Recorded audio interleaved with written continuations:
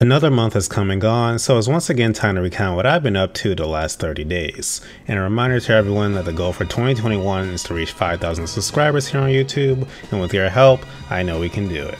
So subscribe if you haven't already, and if this is your first time watching a video in this series, these aren't heavy on editing, so sit back, relax, and put this in the background while I recount what I've been up to in September 2021. Let's start with the games I spent time playing last month, beginning with Far Cry 5. I don't know why, but one day I just had the sudden urge to load up my save of the game and play around a bit. Admittedly, I only bought Far Cry 5 initially as a benchmark test to source for my new computer back in 2020. Yeah, I was interested in the game. Far Cry 3 is one of my favorite games of its generation, but I literally loaded up Far Cry 5 back then for like an hour and a half, went ooh and ah at the insane graphics, and then never touched the game again until this past month. But I gave the game a serious try this time. While I don't like it as much as 3, it's not bad. The main villain is pretty charismatic, as I previously stated, it's gorgeous, and there weren't any real negatives with it. I even did a cool mission where the main villain kidnapped me out of nowhere and had to fight my way out of his capture with a bunch of other resistance fighters. The only real negative thing I have to say about the game is that it felt almost too similar to Ubisoft's other big games, like the same formula of liberating bases and such, an immediate feeling of I've been here and done this before. Regardless, I enjoyed the few days I spent messing around in the world of Far Cry 5, and I would like to finish it one day. Next, let's talk about The Witcher 3. I have a unique relationship with this game since it's one of my favorite RPGs of all time, yet I only play it in short bursts. This is mainly in fact due to how much content there is in this game. I probably played in over 60 hours by this point, and I feel I barely scratched the surface with quests in The Witcher 3. And I haven't even beaten the mainline game yet. I've yet to touch the 2 DLCs either, both of which I heard are big enough to be their own games.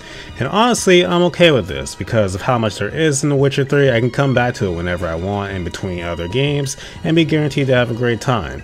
But in September I tried to make some serious headway with my progress in the story, and I got pretty close to the end of the main tale.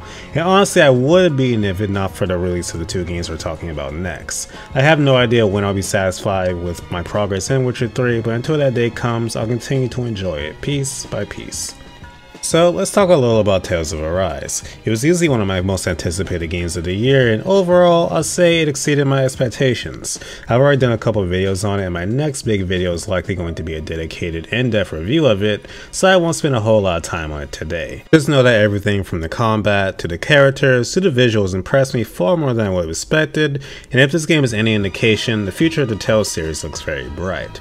There were a lot of little things that irked me that I'll bring up in my full review, but none of them were enough to bring down the overall experience. I cannot wait to see how they can improve on Arise's formula with future entries, and the 60 hours or so I spent with the game were well spent. Deathloop came out a few days after Tales of Arise and divided my attention for a good while. I've always loved Arkane's games since Dishonored, and for me Deathloop was almost like a Dishonored 3 in a way, but just calling it that is a disservice. Deathloop is definitely one of the most unique games I've ever had the pleasure to play. It's part roguelike, part stealth, part mystery, part shooter, and probably other labels I could slap on that really don't do the game justice. And to top it all off, is laugh out loud hilarious, something I wasn't expecting at all. If you don't know the basic premise, you're stuck in a time loop on an island, and every time you die, you wake up on the beach in the morning, repeating the same day until you kill 8 targets all in one day and break the loop. That's a serious oversimplification of what Deathloop is, and I won't say any more than that. If you have any interest, you definitely should check it out for yourself. The last game I spent a lot of time with last month is Halo Infinite, or to be more precise, the playtest of Halo Infinite. I've been dying to try this game out for myself ever since this amazing E3 trailer. If you don't know, I'm a massive Halo fan, and that 2021 E3 trailer for Infinite sparked that excitement in me that I haven't felt for a new Halo game probably since Reach. And so I got to try Halo Infinite finally, and I like it. I don't love it yet. It feels different than the Halos of the past, like in the amount of time it takes to kill people and react to being attacked from behind, things like that. It's actually really subtle, but if you dump countless hours into the series like I have, it's very noticeable. I'm not sure if I'm a fan yet. I did have fun, plenty of it, but it remains to be seen if I'll like this as much as past Halos. There's a new system where the best weapons, abilities, and vehicles on the map spawn specific spots, and everyone will be alerted when they do spawn, and this definitely changes the flow of gameplay, since it can be a mad dash for weapons like the gravity hammer or the new amazing commando gun.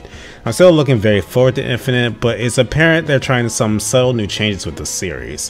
Whether I like them or not remains to be seen, but I'm very willing to keep giving the game a try, especially since it's free.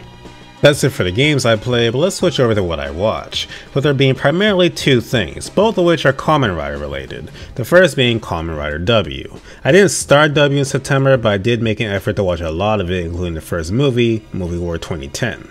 I like Kamen Rider W from the outset with the idea of two guys fusing into one body, the detective-inspired setting, and the jazzy music. It didn't make me immediately fall in love the way Kamen Rider 01 did, but it has been getting better with the characters of this entry slowly but surely growing on me. And talking about the W movie specifically, it was a treat. Not only for the W stub, but because it was my first taste of various other Kamen Riders like Decade, which shocked me with how dark and almost bleak as parts of the movie were.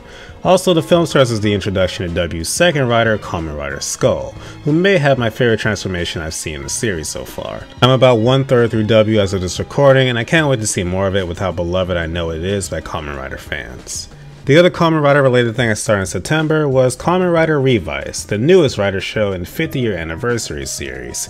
And with this one, I don't know how to feel about it yet.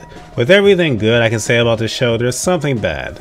The first episode was good, but the rider suits are hideous in my eyes. The main character and his family seem really likable, but the support character in second rider Vice actively makes me want to skip his scenes with how annoying he is. It's a bit of a love-hate relationship right now for me and Revice, but I am going to stick with it, and hopefully the good starts to outweigh the bad for me.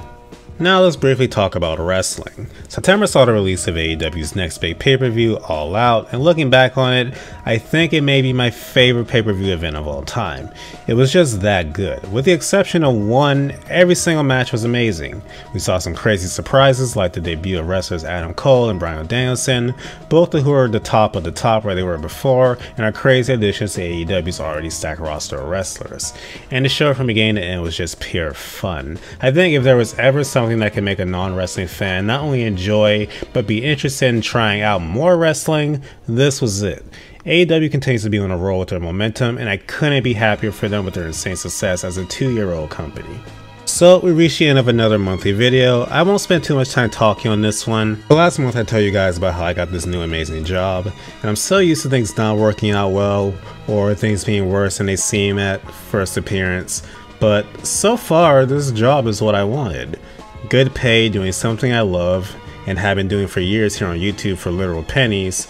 I feel like in the back of my mind I keep waiting for the hammer to fall and the negativity or the BS to set in, but it hasn't, and it's almost bizarre. I'm not talked down to, my team is kind and understanding, and I feel like a member of a team instead of a cog in a machine. And it's like going to work doesn't feel like soul-crushing labor, and it's the first time in my life I've ever been able to feel this. And it's a foreign but good feeling. I hope this feeling lasts, and I hope all you out there can be as fortunate as I have been, and it's just an amazing time, and I hope it continues.